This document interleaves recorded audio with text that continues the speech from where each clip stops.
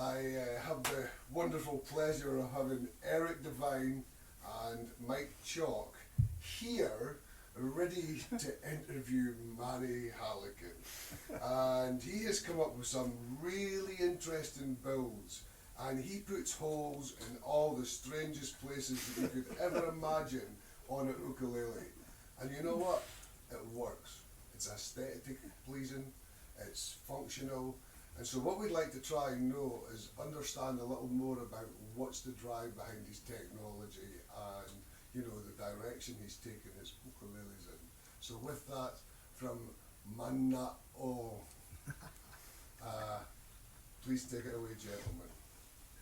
Well, I'll start it off. Well, Manny, as Grant said, your builds are known for pukas and holes and places where they look cool and serve both form and function.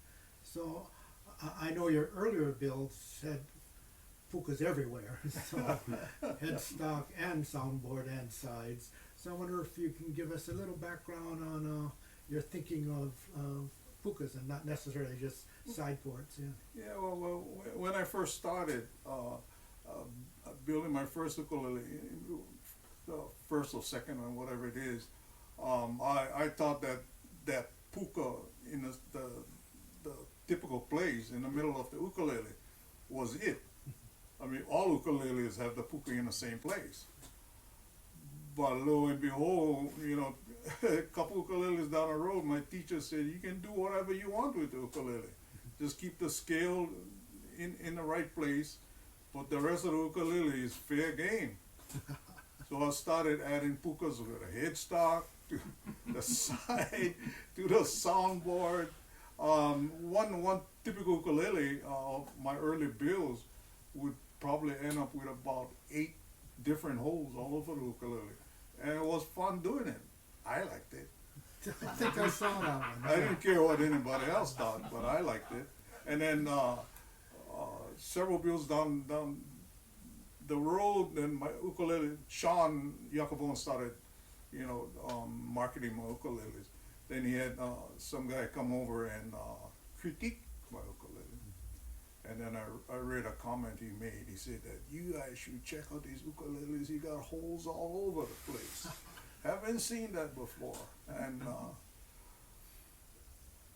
from then until today, it kind of backed off a little bit. So I end up probably with maybe the most 3, but normally it's about 2. 2 at least. Yeah. In funny places. I tend to take the puka off the soundboard and try to put it somewhere on the side, whether it's the bottom or the top, but take it completely off the top, just to help the vibration travel in a unique fashion all the way up to the fretboard.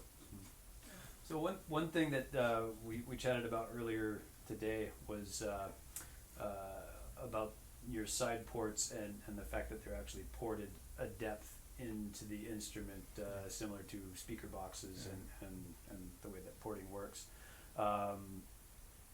Maybe you could talk a little bit about like the depth of that port on the side and how you decide on which instrument, how it's going to be, where it's going to land.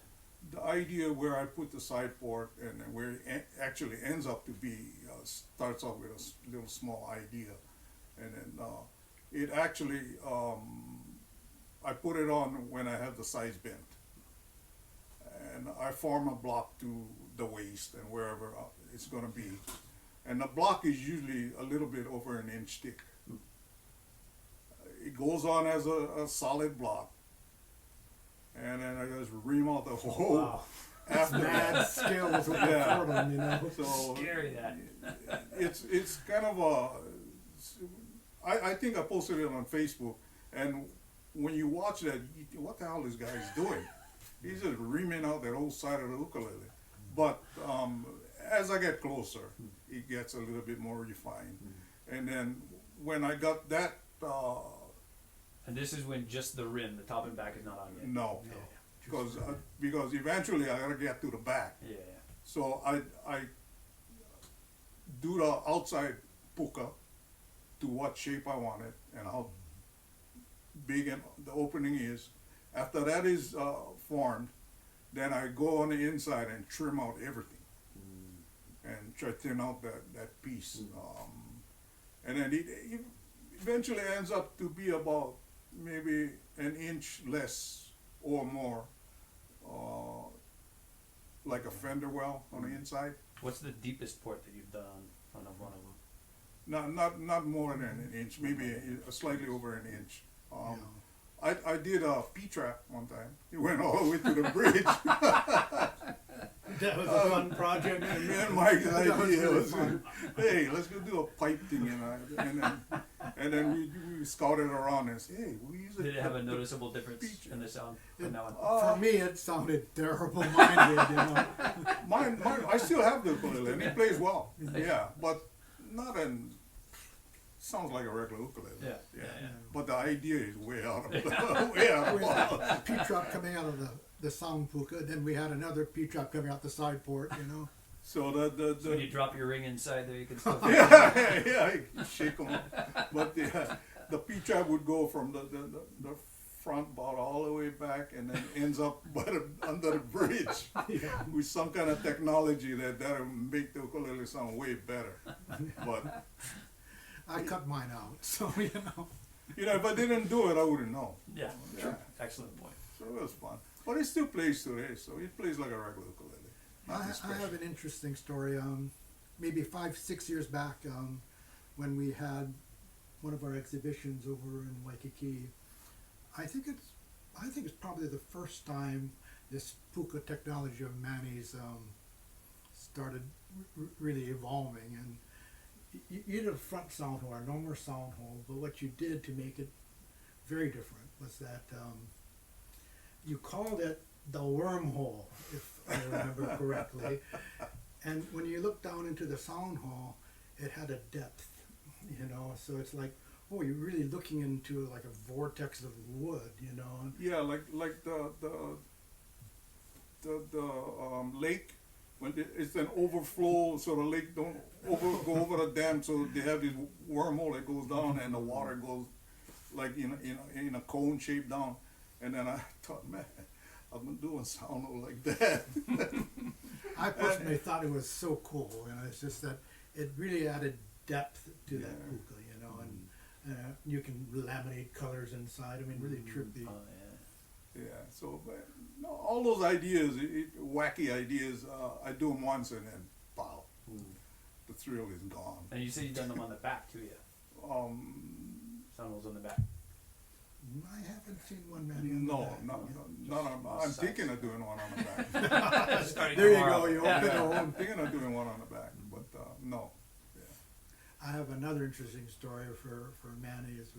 He came to the shop one, and we're talking about plexi bending forms and corian, and I told him, oh, it bends like water with heat. Then 1 week later, he comes to the shop. He made one all corian ukulele, neck, soundboard, back, sides, Fretboard, everything. yeah, everything completed. And then I walked out of the shop. I tripped over one of his logs. It went pack. Everything broke. And then we had the exhibition the next week. The following But week. was finished. You made another one. So I went home and make one in 1 week. Another one, and I had it on display.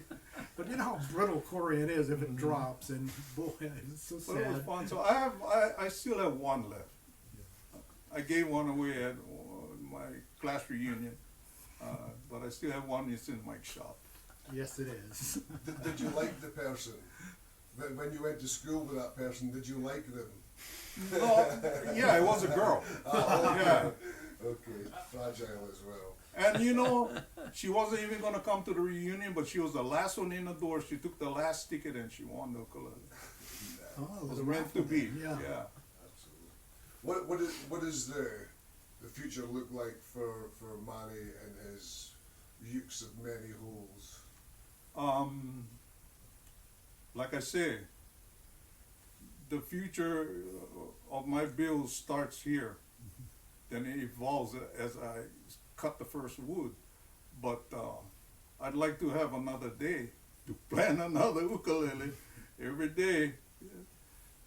The Lord gives me another day, I'll find another way to make a ukulele. Well put. Amen to that. And it's, well, for all of us, every day we wake up is a great day right ahead. Yes, sir.